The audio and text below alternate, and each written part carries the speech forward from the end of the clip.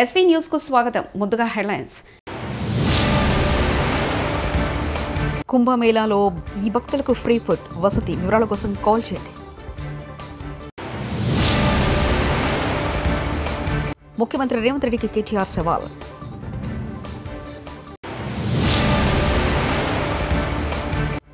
AP cabinet సంచలన నిర్ణయాలు. సింగపూర్లో సీఎం రేవంత్ రెడ్డికి ఘన స్వాగతం. ప్రపంచంలో అతిపెద్ద మతపరమైన వేడుకల్లో ఒకటైన మహాకుంభమేళ ఈసారి ప్రయాగ్రాజ్లో ఘనంగా జరుగుతుంది. ఈ పుణ్య సన్నిధిలో గంగా, యమున, సరస్వతి నదుల సంగమం వద్ద భక్తులు పెద్ద ఎత్తున వచ్చి పవిత్ర స్నానాలు చేస్తున్నారు. ఈ మహాకుంభమేళ 2025 జనవరి 11న మొదలు కాగా ఫిబ్రవరి 26 వరకు కొనసాగనుంది. ఈ సమయంలో దాదాపు 45 కోట్ల మంది భక్తులు ఇక్కడికి రానున్నట్లు అధికారులు అంచనా వేశారు. ఆంధ్రప్రదేశ్ కేబినెట్ సమావేశం ముగిసింది. ఈ సమావేశంలో కీలక నిర్ణయాలు తీసుకున్నారు. ప్రభుత్వ పథకాల అమలు, పోలవరం ప్రాజెక్టు, అమరావతి నిర్మాణ పనులు, పేదలకు భూమి పంపిణీ వంటి అంశాలపై ప్రధానంగా చర్చించారు. ముఖ్యమంత్రి చంద్రబాబు నాయుడు అధ్యక్షతన జరిగిన ఈ మంత్రివర్గ సమావేశంలో తల్లికి వందనం పథకం ద్వారా విషయంపై సీరియస్ డిస్కషన్ నడిచింది. వచ్చే విద్యా సంవత్సరం నాటికి తల్లికి వందనం ఇవ్వాలని కేబినెట్ నిర్ణయించింది. అలాగే కేంద్ర ప్రభుత్వం అమలు చేస్తున్న పీఎం కిసాన్ పథకం డబ్బులు వేసిన వెంటనే రాష్ట్ర ప్రభుత్వం తరఫున అన్నదాత సుఖీభవ వేయాలని నిర్ణయించారు. ఇక పోలవరం డయాఫ్రామ్ వాల్ను వెంటనే ప్రారంభించామని నిర్ణయించారు. రాజధాని అమరావతి పనులు కూడా వెంటనే ప్రారంభమవుతాయని ముఖ్యమంత్రి చంద్రబాబు నాయుడు ఈ కేబినెట్ భేటీలో తెలిపారు. గ్రామీణ ప్రాంతంలో 3 సెంట్లు, పట్టణ ప్రాంతంలో 2 సెంట్లు స్థలం పేదలకు ఇచ్చేందుకు వెంటనే ఏర్పాటు చేయాలని అధికారులను ముఖ్యమంత్రి ఆదేశించారు. తెలంగాణ ప్రభుత్వం ముఖ్యమంత్రి రేవంత్ రెడ్డిపై మరోసారి విరుచుకుపడ్డారు. మాజీ మంత్రి కేటీఆర్ తెలంగాణ ప్రజలను రేవంత్ సర్కార్ మోసం చేసిందని విమర్శించారు. రంగారెడ్డి జిల్లా షాబాద్లో ఏర్పాటు చేసిన రైతు సభలో కేటీఆర్ మాట్లాడుతూ రాష్ట్రంలో రుణమాఫీ 100% పూర్తయిందని నిరూపిస్తే నేను మామ ఎమ్మెల్యేలంతా రాజీనామా చేస్తామంటూ సవాల్ విసిరారు. 6 గ్యారెంటీలు ఇచ్చి 6 గ్యారెంటీ మాత్రమే అమలు చేస్తున్నారన్నారు. కేవలం ఫ్రీ బస్సుతో సరిపెట్టారని అన్నారు. స్థానిక సంస్థల ఎన్నికల్లో కాంగ్రెస్ నేతలను రైతులు నిలదీయాలన్నారు. రైతు భరోసా 15,000 ఇస్తామని చెప్పి మోసం చేశారని మండిపడ్డారు. రాష్ట్రంలో ప్రతి మహిళకు రేవంత్ 30,000 బాకీ పడ్డారని, 30,000 ఇస్తేనే ఓటిస్తామని మహిళలు నిలదీయాలని మాజీ మంత్రి అన్నారు.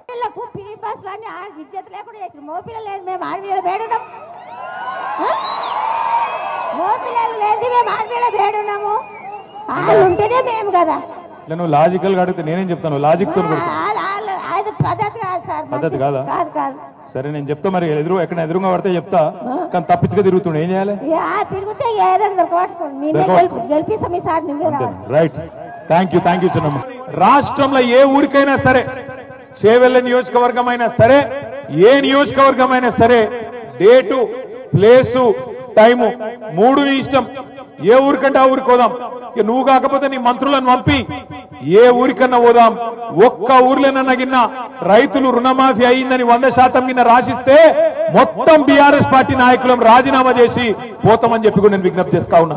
వచ్చేటప్పుడు ఎవరో ఏం మాట్లాడుతున్నారో చూద్దామని ఆయన పేపర్ తీసి చూసే వరకు నేను గత సంవత్సర కాలంలో చూసిన బెస్ట్ జోకు, అత్యుత్తమ జోకు పొద్దున పేపర్లో చూసిన.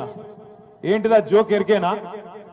రేవంత్ రెడ్డి ఢిల్లీకి పోయి ఢిల్లీలో ఆడ స్పీచ్ ఇస్తాడు రేవంత్ రెడ్డి. ఇలా పత్రికల్లో రాసిండు, తెలంగాణలో మొత్తం ఉద్ధరించిన ఢిల్లీని కూడా ఉద్ధరిస్తా, మీరు నా మాట నమ్మి ఢిల్లీలో కూడా కాంగ్రెస్ కి అధికారం ఇయ్యండి చెప్పి రేవంత్ రెడ్డి గారు ఢిల్లీలో చెప్తాడు.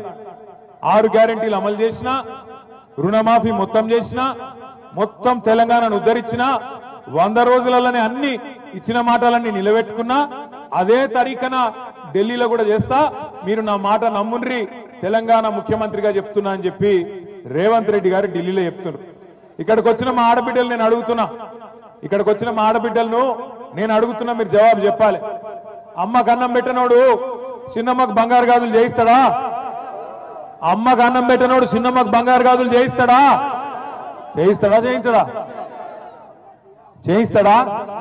చేయించాడు. కూట్ల రాయి తీయనోడు ఏట్ల రాయి తీస్తాడా? తెలంగాణను ఉద్ధరించినోడు అంటే ఢిల్లీలో ఉద్ధరిస్తాడా? పోయి అబద్ధాలు చెప్పొచ్చిన ముఖ్యమంత్రి అంటోడు 6 గ్యారెంటీలు అమలు చేసేసిందట, అయిపోయిందట.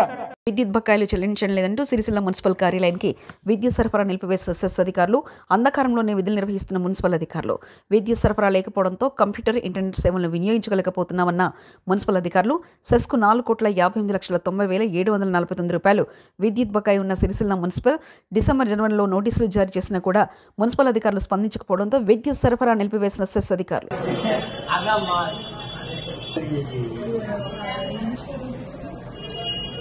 తెలంగాణ సీఎం రేవంత్ రెడ్డి సింగపూర్లో పర్యటిస్తున్నారు. ఈ సందర్భంగా అక్కడ నివసిస్తున్న తెలంగాణకు చెందిన ఎన్ఆర్ఐలు సింగపూర్ విమానాశ్రయానికి చేరుకుని ముఖ్యమంత్రి రేవంత్ రెడ్డికి స్వాగతం పలికారు.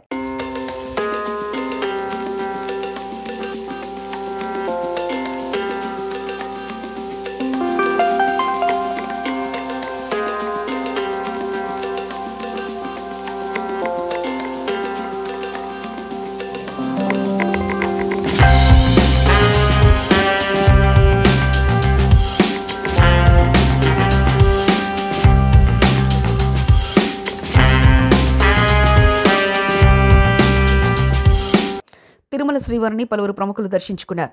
శుక్రవారం వీఐపీ ప్రారంభ విరామ దర్శన సమయంలో సినీ నిర్మాత అంబికా కృష్ణ, రచయిత విజయేంద్ర ప్రసాద్, నటీమణులు నీలిమారాణి, దివి వేర్వేరుగా స్వామివారి సేవలో పాల్గొని వైకుంఠ ద్వార దర్శనం చేసుకున్నారు. దర్శనం అనంతరం వీరికి నంగనాయకుల మండపంలో పండితులు ఆశీర్వచనం చేసి స్వామివారి తీర్థప్రసాదాలను అందజేశారు.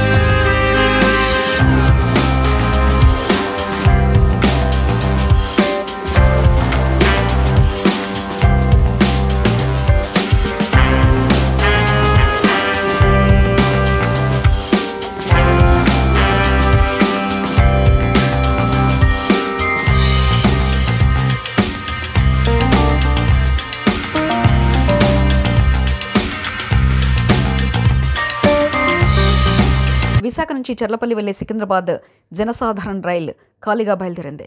విశాఖ నుంచి ఉదయం 10 గంటలకు ఈ రైలు బయలుదేరగా దాదాపు అన్ని బోగీలు ఖాళీగానే ఉన్నట్లు ఫోటోలు, వీడియోలు చూస్తే తెలుస్తుంది. ఓవైపు సంక్రాంతి పండుగ సందర్భంగా రైళ్లలో సీట్లు దొరక్క ప్రయాణికులు తీవ్ర ఇబ్బందులు పడుతున్న సమయంలో ఇలా జరగడం గమనార్హం.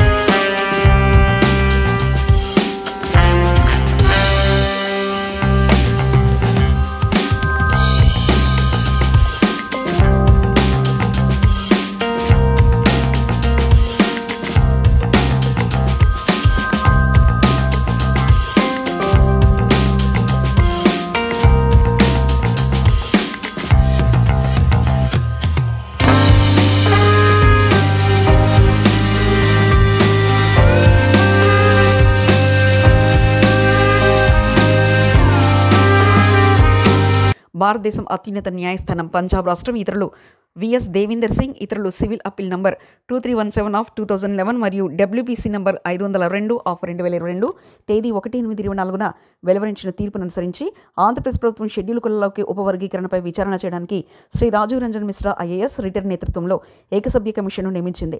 సదరు ఏకసభ్య కమిషన్ 21/2025 తేదీన అనంతపురం మరియు 21/1/2020 తేదీన చిత్తూరు జిల్లాలో పర్యటిస్తారు. మరి ఈ అంటరానితనంలో ఉన్నటువంటి దళితులు వీళ్ళకు రిజర్వేషన్లు కాంగ్రెస్ పార్టీ ఇవ్వడం జరిగింది. 15% రిజర్వేషన్, 7.5% గిరిజనులకు ఇవ్వడం జరిగింది రిజర్వేషన్లు. సోనియా గాంధీ డాక్టర్ మన్మోహన్ సింగ్ల కృషి వల్ల వెనుకబడిన వర్గాలకు 27% రిజర్వేషన్లు ఇవ్వడం జరిగింది. విద్య వారి ఉద్యోగాల్లో కొంతమంది పైకి వచ్చారు. కానీ ఈ మధ్యకాలంలో కొంత కుట్రలు జరుగుతున్నాయి. దళితులను విభజించి పరిపాలించాలని ప్రయత్నాలు జరుగుతున్నాయి. అందులో భాగంగానే సుప్రీంకోర్టుకి కొంతమంది దుష్ట శక్తులు వెళ్ళడం జరిగింది.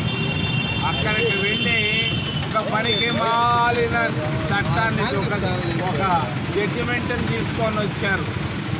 దాన్ని అడ్డం పెట్టుకొని మన రాష్ట్ర ముఖ్యమంత్రి చంద్రబాబు నాయుడు గారు ఆయన ఒక ఏకసభ్య కమిషన్ని వేశారు.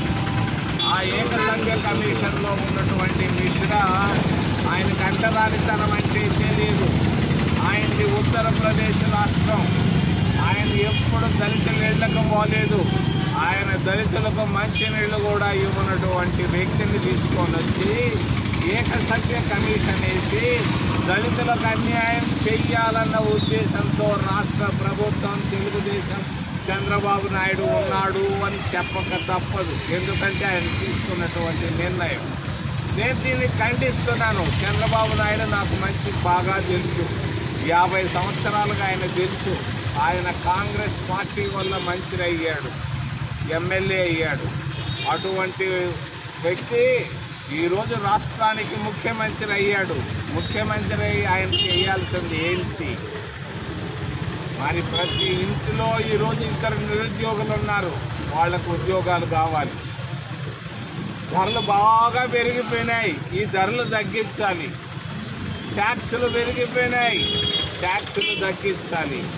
ఈ ఆలోచన లేకుండా చంద్రబాబు నాయుడు దళితులను ఖైమా చేస్తున్నాడు. ఇది తప్పు తప్పు తప్పు తప్పు. వెంటనే విరమించుకోవాలని నేను కోరుకుంటున్నాను. మరి ఏ ఒక్కరు ఈరోజు శాంతిగా లేరు. దళితులు కన్నీటితో ఉన్నారు, కాస్తూ ఉన్నారు, చెప్పుకోలేకపోతున్నారు. ఏ రోజైనా రోడ్లపైకి వచ్చే అవకాశం ఉంది. దళితులందరూ ఇళ్లలో కూర్చున్నటువంటి దళితులు మౌనంగా ఉన్నారని చంద్రబాబు నాయుడు ఊహించుకుంటున్నాడు. మరి ఏ క్షణంలో అయినా దళితులు వచ్చి రోడ్లపైన జాతీయ రహదారులే కాదు, గ్రామాల్లోనే కాదు, ప్రతి ఊర్లో వచ్చి కూర్చునే అవకాశం ఉంది. జాగ్రత్త, తొందరపడబాకు చంద్రబాబు నాయుడు. నువ్వు నాకు తెలుసు కాబట్టి నీకు సున్నితంగా సలహా ఇస్తున్నా. దీంట్లో నుంచి నువ్వు వెనక్కి తప్పించుకొని వెళ్ళు, వెంటనే వెళ్ళు. ఎక్కడున్నాయి ప్రభుత్వాల్లో ఉద్యోగాలు? ఆ చిన్నే ఉద్యోగాలు, తున్నే ఉద్యోగాలకు రిజర్వేషన్లు ఎందుకయ్యా? నువ్వు ఎన్ని ఉద్యోగాలు ఇచ్చావు? ఏం చేయబోతున్నావు? ఎందుకు ఈ కుట్ర పన్నావని నేను అడుగుతున్నా. పక్క రాష్ట్రంలో ఉన్నటువంటి స్టాలిన్ చేయటం లేదు. కమ్యూనిస్టు దేశం ఉన్నటువంటి కేరళలో లేదు. భారతీయ జనతా పార్టీ ఉన్నటువంటి ఉత్తరప్రదేశ్ రాష్ట్రంలో లేనటువంటి పని ఆంధ్రప్రదేశ్ రాష్ట్రంలో ఏకసభ్య కమిషన్ వేయడం పొరపాటు. రెండవది మరి సెన్సస్, దీని రిజిస్ట్రార్ జనరల్ ఆఫ్ ఇండియా అని ఒక ఆయన ఢిల్లీలో ఉంటాడు. ఆయనకు ఒక్కడికే హక్కు ఉంది ఈ సెన్సస్ తీసే హక్కు. పెళ్లిగాని పిల్లకాయలు, మీసాలు రాని పిల్లకాయలను పెట్టి మరి సచివాలయాల్లో నువ్వు సెన్సస్ తీసిన దాన్ని అది చెల్లదు. దళితులను ఓబీసీలుగా రాసి ఉంటారు. ఇది చెల్లదు అని నేను తెలియజేస్తున్నాను. నువ్వు తీసుకున్న నిర్ణయం తప్పుడు నిర్ణయం, వెనక్కి వెళ్ళమని చంద్రబాబు నాయుడుకి తెలియజేస్తూ ఇంకొక 2 విషయాల గురించి ప్రస్తావించదలుచుకున్నాను. మరి గాంధీ బొమ్మ దగ్గర సోళ్ళూరుపేటలో నుంచి అక్కడ ఉన్నటువంటి దుగరాజపట్టిన ఓడ రేవు పనులు వెంటనే ప్రారంభించు. కుంభమేళాలో ఈ భక్తులకు ఫ్రీ ఫుడ్, వసతి వివరాల కోసం కాల్ చేయండి. ముఖ్యమంత్రి రేవంత్ రెడ్డికి కేటీఆర్ సవాల్.